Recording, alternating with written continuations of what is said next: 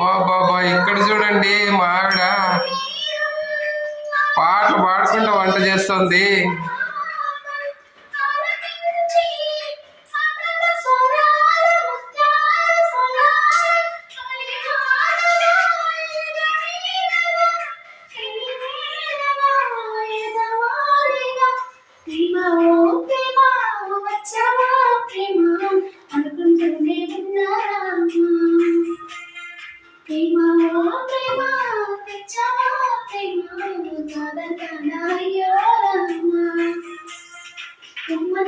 వచ్చి ఇప్పుడు ఆలోచిస్తావేమా